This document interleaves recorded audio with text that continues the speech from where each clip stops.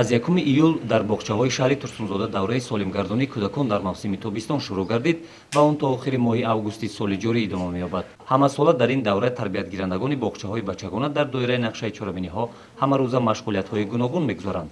хусусан масъулини боғчаи рақами 3 шаҳр ки бо номи Парасту фаъолият мекунад, тасмим гирифтанд то машғулиятҳоро дар сатҳи баланд доир бисозанд. кӯдакон тибқи реҷаи рӯз амал намуда дар машғулиятҳо фаъолона иштирок мекунанд.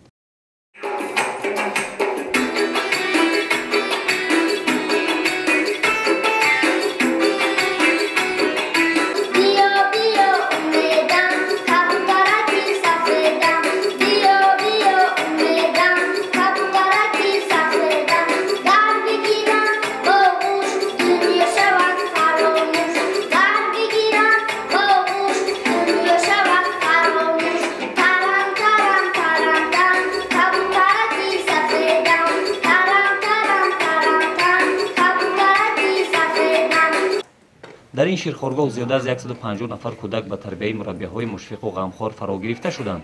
масъулини боғча таҳти роҳбарии Фирӯза Собирова дар натиҷаи дастгириҳои пайвастаи шуъбаи маорифи шаҳр баҳри тарбиятгирандаҳо қадри имкон шароити мусоид фароҳам оварданд.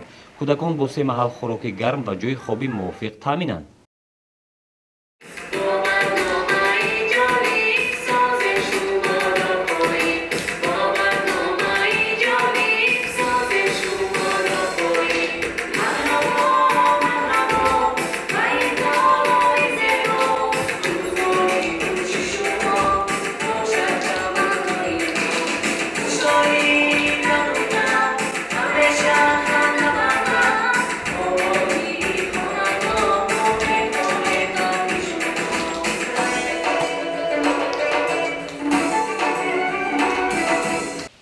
аҳли кормандони ширхоргоҳи Парасту ният доранд ки рӯзҳои наздик як ҳавзи оббозӣ сохта инчунин толори мусиқӣ ва дигар майдончаҳои бозикунии кӯдаконро низ таъмир намоянд.